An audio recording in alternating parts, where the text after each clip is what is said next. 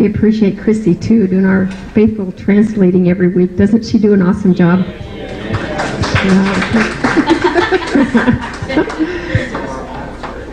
Okay, today I want to talk to you from the book of Esther. And I know that a lot of times we think of Esther as just a historical document of a young Jewish girl that saved the Jewish nation. And it's really a beautiful story, but it's much more than that. Esta mañana le vamos a hablar del libro de Esther.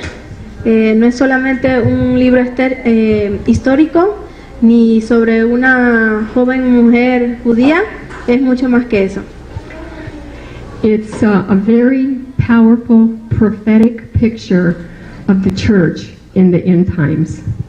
Es una imagen de la visión profética de los últimos tiempos. So let's first just re-look at the definition of church. This place where we're meeting today is not the church. Así que veamos la definición de lo que es la iglesia. Este lugar no es la definición de iglesia. It's not a location or an institution or an organization.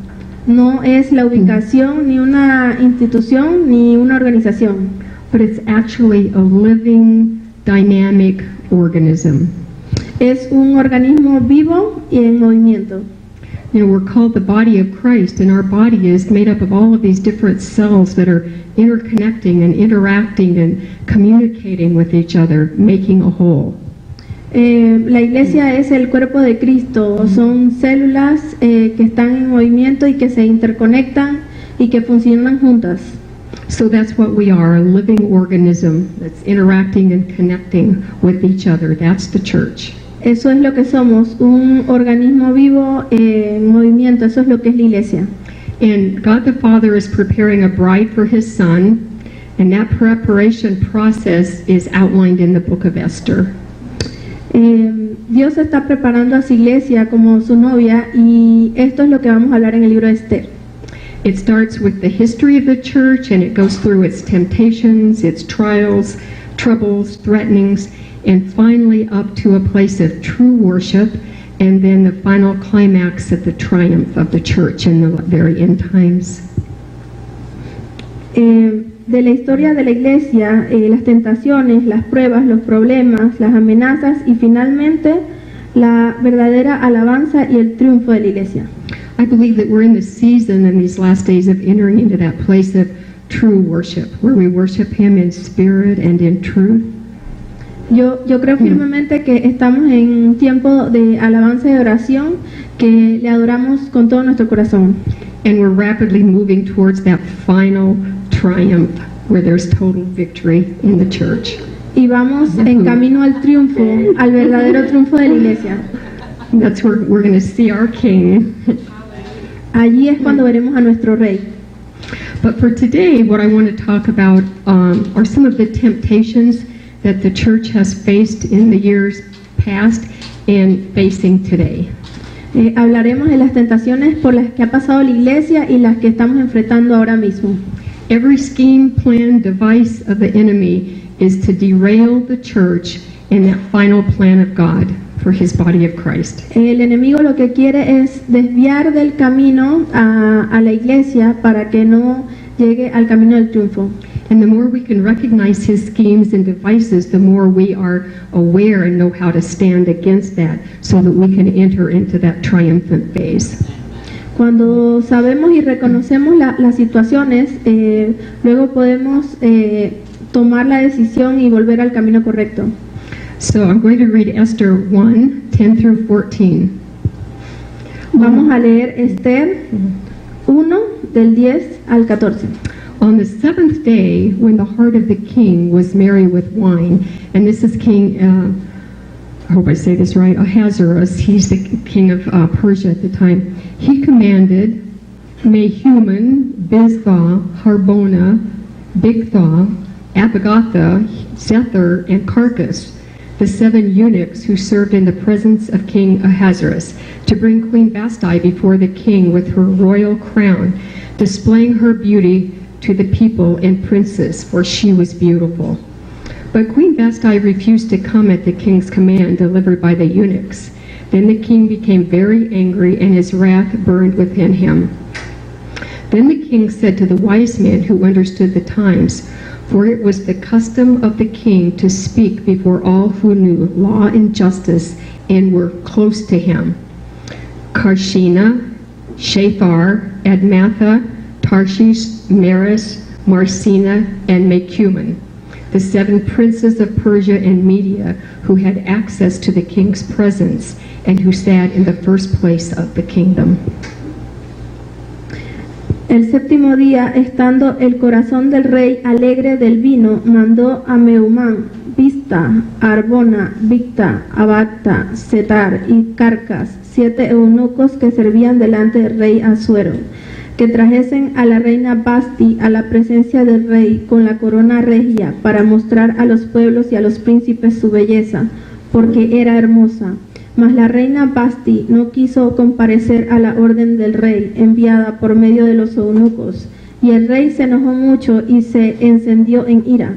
Preguntó entonces el rey a los sabios que conocían los tiempos, porque así acostumbraba el rey con todos los que sabían la ley y el derecho, y estaban junto a él Cársena, Setar, Admata, Tarsis, Meres, Marsena y Memucán, 7 príncipes de Persia y de Media que veían la cara del rey y se sentaban los primeros del reino. Okay, let's just be honest with each other. How many of you, when you're reading through the Bible, just skip over names like this or the genealogies? You go, let's just skip on to the good part. Okay, how many? Okay, I know I've been guilty of that. Well, in the Bible, every name signifies the character of the person. That's why Abraham and Sarah and Israel all had their names changed. A veces cuando leemos la Biblia nos da un poco de pereza leer toda la genealogía de dónde vienen las familias y nos saltamos a la parte más importante y más buena de la palabra de Dios. So what we're going to do is look at the names of all of these eunuchs and princes, wise men that we read, see what their names mean and see how that relates to us as the church today, individually and as our corporate living organism. Lo que vamos a hacer es que vamos a listar los nombres de los 7 de los eunucos y de los 7 hombres sabios. Vamos a ver su significado y cómo se relaciona con la iglesia de hoy en día. So the first character here is King Ahasuerus. And his name means mighty man. So this king represents the soul part of the church. It represents the mind, the will, and the emotions. El primer personaje del que vamos a hablar es el rey Asuero, un hombre obstinado que también significa el poderoso. This king was self-centered, stubborn, dominating, and egotistical. Él era un hombre obstinado, centrado en sí mismo, dominante y egocéntrico. So the 7 eunuchs that we read about are the ones that served the king, and they didn't have a real strong direct voice, but as they were working around the king, they would drop little hints or say things that would get the ear of the king. Estas personas decían cosas al rey, veían cosas y le decían mensajes. And that's what the enemy does to us, to the church. He just drops subtle hints, little thoughts, little things, and we go, oh, and when we act on that, we're letting our soul be in charge instead of our spirit. Eso es lo que hace el enemigo a veces. Él nos ve y nos deja pensamientos, ideas pequeñas que nos dejan pensando y que nos apartan del camino de Dios. You know, sometimes the soul gets a bad rap, but actually God created the soul. Our minds are amazing computers. Our soul, our emotions, God has emotions. He gave us His emotions. Our will, it's a wonderful thing to make decisions, but it's not meant to be in charge, stubborn, egotistical, and proud. Dios nos ha dado una mente brillante, nos dio alma y cuerpo. Con respecto a la mente, es como una computadora, algo maravilloso.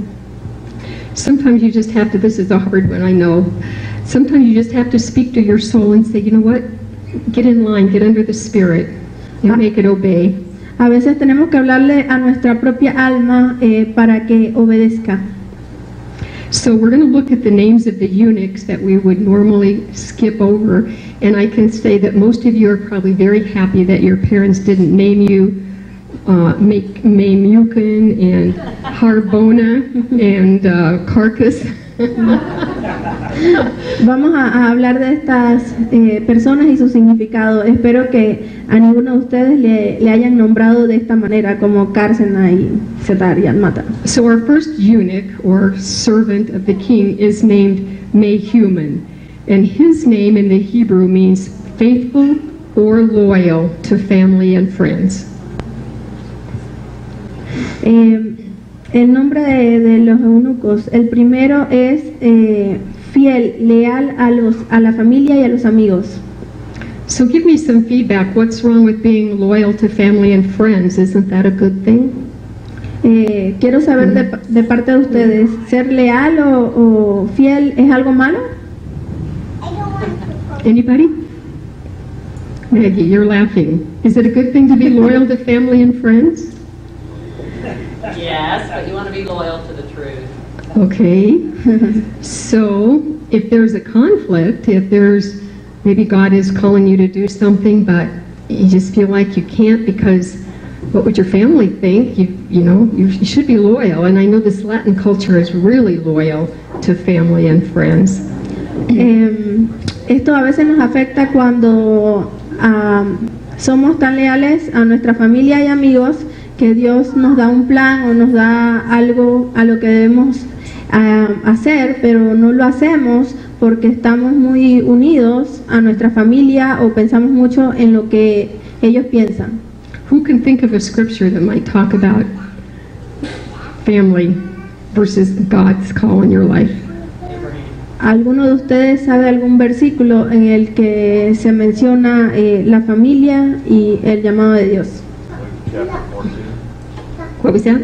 14 Luke 14, and what does that say? says, anybody loves anybody more than me, you hate not your mother, brother, goes on the whole list. Right. You cannot be my disciple. Can't be a disciple unless God is first. I remember a time in my life when God spoke to me and said, you put your family before me. The love, the bond. Recuerdo en una ocasión en el que Dios me dijo, has puesto a tu familia antes que yo. And I know if I would not have dealt with that at the time, I wouldn't be here now. I would be at a football game or somewhere with my grandsons. Y yo sé que si en ese momento no hubiese lidiado con esa situación, no estaría aquí. Tal vez estaría en un juego de fútbol o estaría con mis nietos ahora mismo. Okay, the second eunuch that whispers in our ear yet today is Biztha, and his name means, I have served you well. El segundo nombre significa, yo te he servido bien. Do you think that might be a tough one if you feel like maybe God is calling you in one direction, but there's someone that has, been around you and has been your support and your counsel and your friend, and you're going to desert them? En este caso es alguien al que tú... Sorry. Let's see. Some- It's someone who is serving you, you may not want to leave them. Okay, alguien que te ha ayudado o que te ha provisto y luego no quieres apartarte de él. Okay. So the third eunuch, his name was Harbona, and he means my own decisions. El tercer nombre significa mis propias decisiones. So how could you transfer this to our present day church body? ¿Cómo podemos colocar esto a la iglesia actual? Anybody?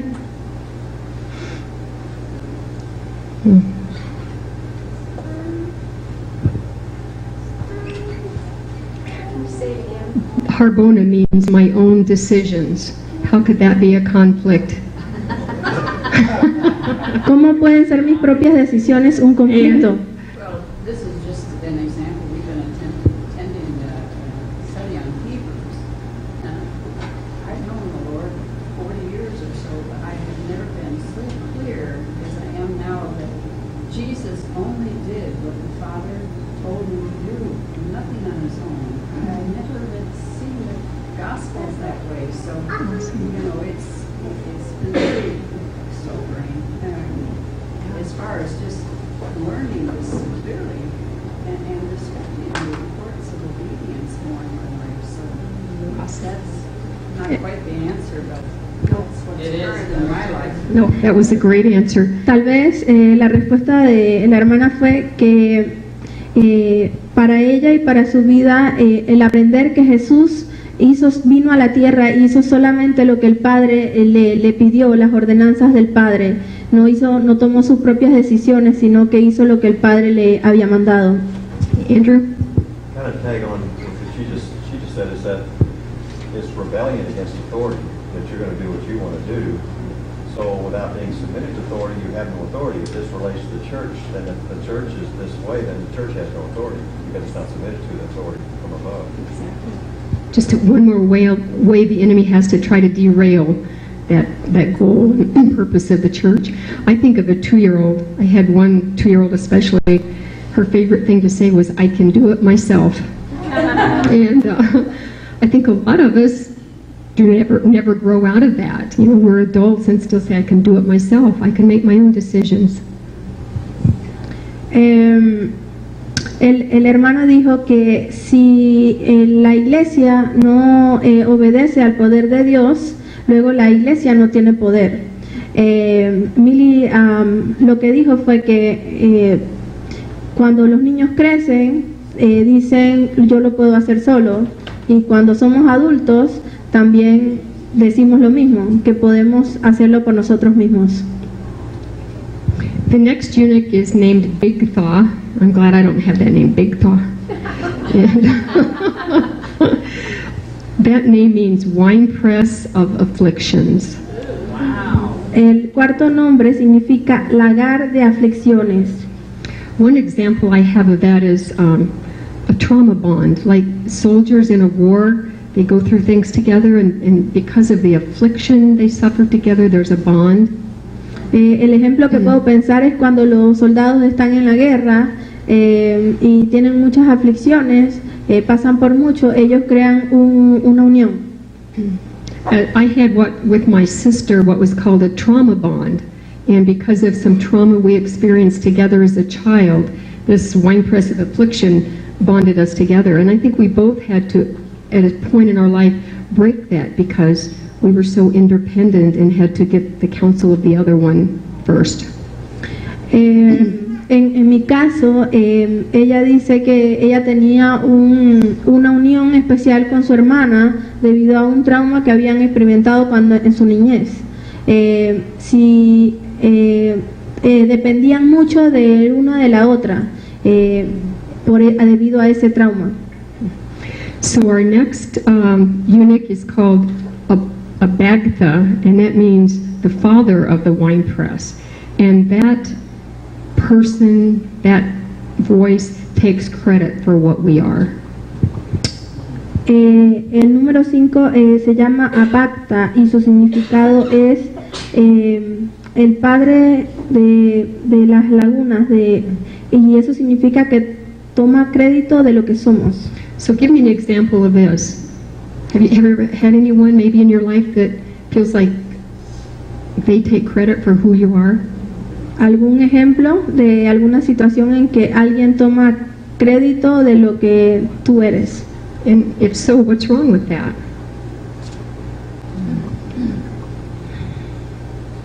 It discredits God. It discredits God, doesn't it? I'm thinking of someone that said, well, I helped you start a business. I made you what you are. No, it's God that makes us everything that we are. So, the next voice is Zethar, and he means, I'll bring you out up on top. El sexto nombre es Setar y que significa yo te traeré a la cima. So what would be an example of someone saying, I'll bring you out up on top? ¿Algún ejemplo de algo en que alguien te diga, te traeré a lo más alto? A lawyer. A lawyer? Un abogado, dice Maggie. Yeah. It's a good one. Anyone else? Carla? Someone who thinks they know more about how to run your life than you. Okay. Someone who thinks they can run your life better than you do. She has Oh, something. Vicky? I guess I was just, and not in a bad way, thinking of my husband, you know, where he would say, I'm going to get you through this. We're going to, as a couple, we are going to, I know it's probably not what you're thinking, but that's the person. Yeah. No, I think that's excellent. And see how subtle this is? Because that's not a bad thing. We're going to do this, we're going to get through. But if it's a conflict with what God is calling you to do or what He wants, or giving credit to someone other than totally God. El ejemplo de ella fue con respecto a su esposo, que a veces hay una situación difícil y ellos le dicen vamos a atravesar esto juntos, y aunque no es algo malo, ponen a ellos primero, pues, y tratan de solucionar. I'm thinking of sometimes a business, maybe a boss will say, you stick with me and you'll go to the top. And maybe God is calling you to some radical destiny that you have that's totally opposite, and it's like this struggle between the call of God, your spirit, and the soul saying, yeah, but if I stay here, I could be really successful. I could have money. I could be somebody. Otro ejemplo el que puedo pensar es el mundo de los negocios, en el que dice si tú estás conmigo ganarás dinero o crecerás, y luego hay un conflicto entre lo que el llamado de Dios y el trabajo y el dinero. So our last eunuch is called Carcass, and his name means bound one. Y el último de los nombres es Carcas, que significa unidos como uno. How many times in the church do you think we've heard, well, we can't do that, we've always done it this way? En la iglesia, ¿cuántas veces hemos pensado no podemos hacerlo de esta manera porque siempre lo hemos hecho de otra? Maybe the Holy Spirit wants to come in and do something fresh and new, and we go, oh no, not here, that's not our tradition here. Tal vez Dios y el Espíritu Santo quiere hacer algo nuevo y quiere crear algo nuevo en la iglesia. So we don't want to listen to Carcass at La Roca. Así que no queremos escuchar a Carcas en la roca. We want to be free, not bound. Queremos ser libertados y no estar atados. Okay, so listening to any of these voices can derail you from your true purpose and destiny. Y escuchar a estas voces te pueden descarriar de tu verdadero destino. Now we'll look at the wise men. The wise men had even a stronger voice because they weren't just kind of dropping hints around. The king actually called them face to face and asked them for counsel. Los sabios y su palabra tenían mayor importancia porque el rey los llamaba a ellos para escuchar su consejo. Okay, so listen to the first one, Karshina. El primero se llama Carcena. Karshina means, change thou the lamb. Carcena significa cambio a través del cordero. Who is the lamb? Change thou the lamb. The Lamb of God, the sacrificial lamb that paid the price, the blood of Jesus Christ paid the price for the church. And this voice is saying to the church, to the soul, change thou the lamb. El Cordero, quien es el Hijo de Dios, que murió y fue sacrificado por nosotros. There was on September 31st headlines that said, UMC lesbian pastor accuses Jesus of bigotry.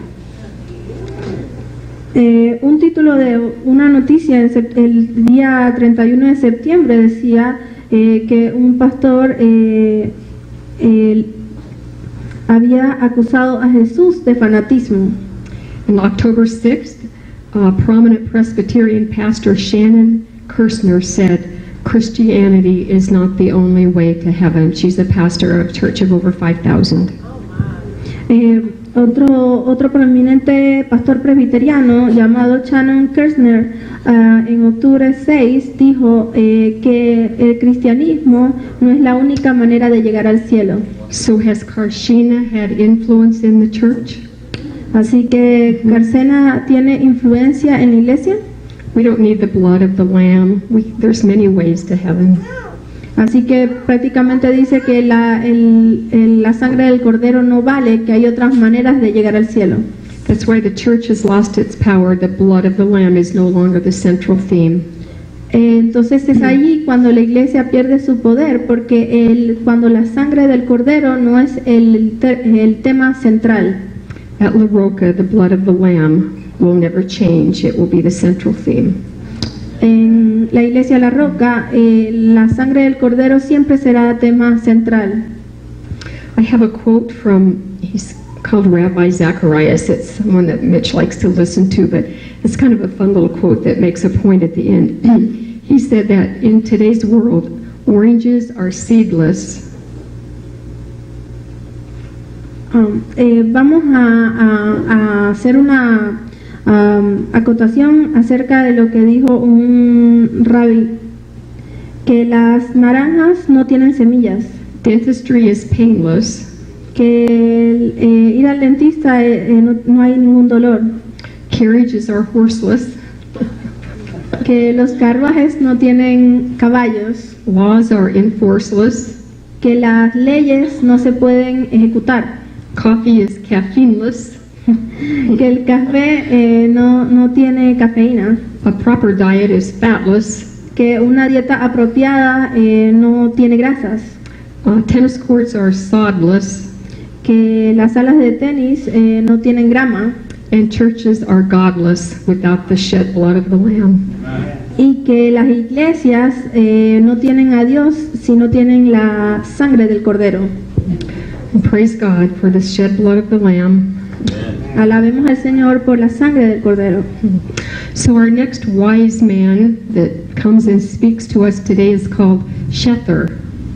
El otro sabio del que vamos a hablar se llama Setar, And his Hebrew name means I will search out your answers. y en hebreo significa yo buscaré tus respuestas. So here, the word of God is not enough. It's not the final answer. Aquí la voz de Dios no es la última respuesta. So give me some examples of how other answers are searched out. What are some? Así que denme algunos ejemplos de cómo hay otras maneras de buscar la respuesta. Philosophy, it's a great one. Filosofías. Kids come out of college today with different mindset because of the philosophy they're taught. It changes their thinking from the Word of God. Subtle, but devastating.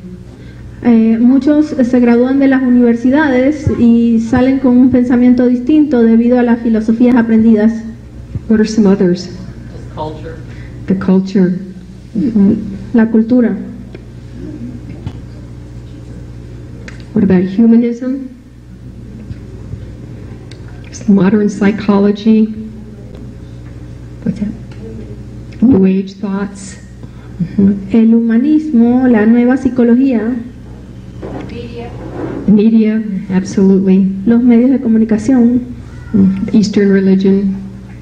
las religiones del este. Everything searching for an answer when the only answer comes from the Word of God. Todos buscan una respuesta, pero la única respuesta viene de la mano de Dios. You know, we're made with a vacuum. Everybody's searching for truth. It's just that Shether twists the truth, leaves out some truth. Así que prácticamente todos buscamos una respuesta, pero La única y verdadera respuesta viene de Dios. Okay, so our next wise man is called Admatha, and his name means unrestrained and without discipline. El segundo sabio se llama Admata y significa sin restricción y sin disciplina. Has this touched our world today? Esto toca nuestro mundo el día de hoy. I think starting in the home, don't spank your child. Y comienza en la casa cuando les dicen no corrijas a tu hijo. The Bible says, spare not the rod, save their soul from hell. Y la Biblia dice salva sus almas del infierno. So starting in the home, in schools, in the workplace, there's undisciplined lawlessness. Empezando en las casas y en los lugares de trabajo hay falta de disciplina. This wise man is increasing in strength too. As our days get darker, the lawlessness grows more. En este sabio lo que está es aumentando la oscuridad. Our word of God is the only answer. La palabra de Dios es la única respuesta. Okay, here's a good one. The next wise man is called Tarshish, and his name means it will cause poverty. El otro nombre del sabio es Tarsis y significa te causará pobreza. Some of you may have experienced this. Well, if I go to Panama, I won't be able to work. It'll cause poverty. There's that conflict between the soul and what you feel like God is calling you to do. Hay un conflicto en la mente de lo que Dios te está llamando a hacer y la actualidad. Por lo menos cuando decimos vamos a Panamá, hay un conflicto de que si habrá pobreza o no. I wonder how many in the church throughout history have lost their destiny because of money. Y muchos, me pregunto a veces cuántos que estamos en la iglesia hemos perdido nuestro destino debido al dinero. All of these counselors are liars. Todos estos consejeros son mentirosos, Sometimes we just don't recognize or know that. pero a veces no sabemos reconocerlos. Okay, here's a great one. The next wise man is Maris, and he means you deserve more honor.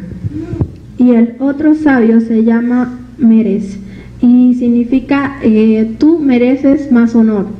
How many church splits do you think have been caused because someone going, well, I didn't get recognized. Well, they didn't give me the honor I deserved. Well, I've done this and I deserve something.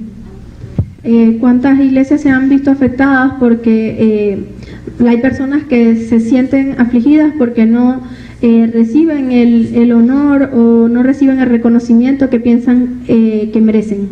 You know, the bottom line is, the Bible says we're supposed to be dead to ourselves and alive in Christ. So if we're dead, we don't have any rights.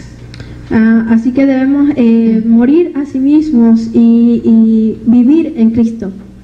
We just sang the song today, He deserves it all the honor, all the glory. Así como la canción que cantamos en la mañana, Él lo merece todo el honor y toda la gloria. So when we listen to that lie thinking we deserve more honor, that's exactly what Satan did. That's why he got tossed out of heaven. Cuando escuchamos esa canción, hay ahí el motivo de por qué Satanás fue expulsado de los cielos, porque él quería recibir todo el honor y toda la gloria. You might just be aware this week as you're just going through life, some of these voices that come to you that you might recognize now. A veces escuchamos voces solamente que no las podemos reconocer. Okay, the next wise man is called Marsena, and he means bitter and cancerous. El siguiente sabio se llama Marsena y es amargo y cancerígeno. You know, the enemy's always setting up bait for us to take. The bait's called an offense. El enemigo siempre nos pone como cosas que queremos agarrar y eso se le llama ofensas, que nos sentamos ofendidos. And every single day of your life, there's going to be an opportunity to take offense at something or at someone. O que la oportunidad de tomar ventaja de alguna situación o una persona. If you take the bait and step in the trap, Si tú tomas caes en la trampa, The enemy has you. El enemigo te tiene. An offense turns to bitterness. Y esa ofensa te vuelve en amargura. And the Bible says a root of bitterness defiles many. Y que la raíz de la amargura, the root of the, Defiles many. define a muchos. And then that bitter spirit becomes cancerous in the body of Christ. Entonces ese espíritu de amargura nos vuelve nos torna un cáncer en el cuerpo de Cristo. So if you understand cancer in our physical bodies, Así que nosotros entendemos el cáncer en el cuerpo físico. it's a bad cell that starts to multiply and it gets out of control. Es una mala célula que comienza a multiplicarse y luego se sale de control. So the more offense and bitterness we allow in our lives or in the body of Christ, the more rapidly it begins to spread and becomes like a cancer that will destroy the body of Christ. Entonces, entre más amargura tenemos, entonces eso se dispersa más rápidamente en el cuerpo de Cristo. So recognize offense and get rid of it immediately.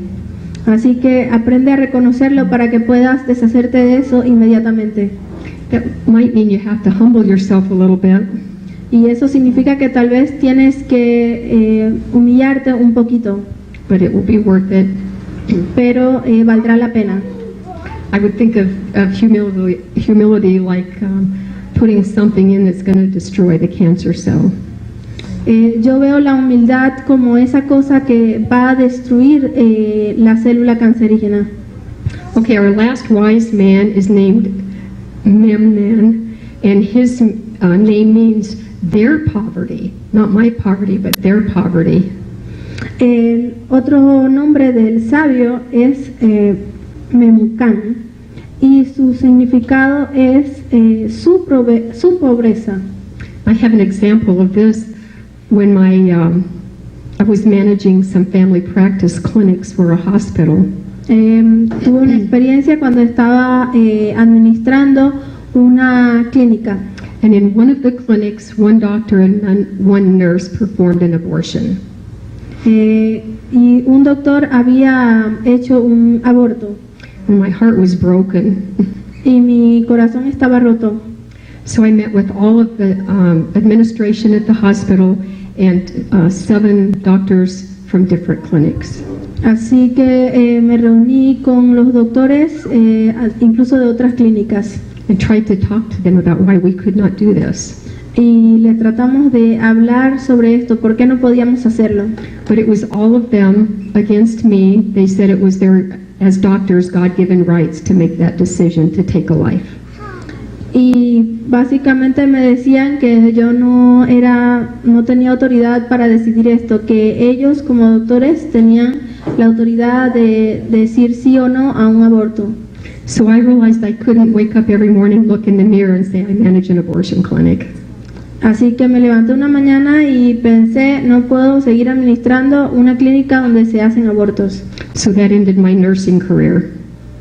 Y eso terminó parte de mi carrera. But the struggle I had with that was, our last 2 kids were in college and my salary was paying their tuition. Y mi problema era que con mi salario pagaba la mensualidad de mis hijos en la universidad, Colorado University, very expensive. en la Universidad de Colorado, que es muy cara. So that's just an example of how the enemy came in and said, oh, you shouldn't resign. What will they do? How will they continue school? How will they pay off this loan? Así que en esta situación me vi en el conflicto de si continúo o no, cómo voy a pagar la mensualidad de ellos. But again, the devil's a liar. God took care of, I resigned and God has taken care of them. Pero el enemigo es un mentiroso. Realmente yo renuncié y Dios provió. So all of these voices that we've talked about today, what I want you to do is just help you recognize them so you can silence them right in their track. Esas voces de las que hablamos hoy, lo que quiero es que ustedes aprendan a reconocerla para que cuando se les presente la silencien. So unless the Holy Spirit has his proper place in the church, these same voices are active, alive, and well to influence the mind, will, and emotions of the body of Christ today. El Espíritu Santo tiene su lugar propio en la iglesia. Estas mismas voces son activas, vivas y influencian la mente y las emociones del cuerpo de Cristo. The kingdom of righteousness, peace, and joy is available to us, but we must choose and practice denying the soulish life and allow the voice of the Spirit to dominate and rule. El reino de la justicia, la paz y el gozo está disponible para nosotros. Nosotros debemos escoger y practicar y negar la vida anímica que permite que la voz del Espíritu Santo, las voces nos dominen. The King of Kings is taking us through a process of purification so that we might enter his presence with true worship. El Rey de Reyes nos está tomando en un proceso de purificación para que podamos entrar en su presencia en verdadera adoración. Our ultimate destination and his final goal is a triumphant church. El último destino y la meta final es que la iglesia entre triunfante. It's a bride spotless and uncontaminated to rule, reign, and adore him forever. Y es que la novia sin mancha y sin contaminación reine y lo adore a él por siempre. So don't listen to the ungodly counsel of the ancient wise men. Así que no escuchen el consejo del impío, del hombre sabio.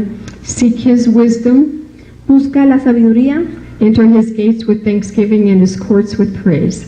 entra por sus puertas con gracias y por sus cortes con alabanza. But don't stop there. Pero no te detengas allí. He's inviting you into the Holy of Holies. Él te está invitando a ti a la santidad. So come by the blood of the Lamb. Así que ven por la sangre del Cordero. Come. Ven. We're going to worship a little bit more, enter into that Holy of Holy place. And Vamos a adorar un poco más para entrar a ese lugar santo santo. during this worship time, if you need prayer for anything, we would love to have you come up and we will agree in prayer for you.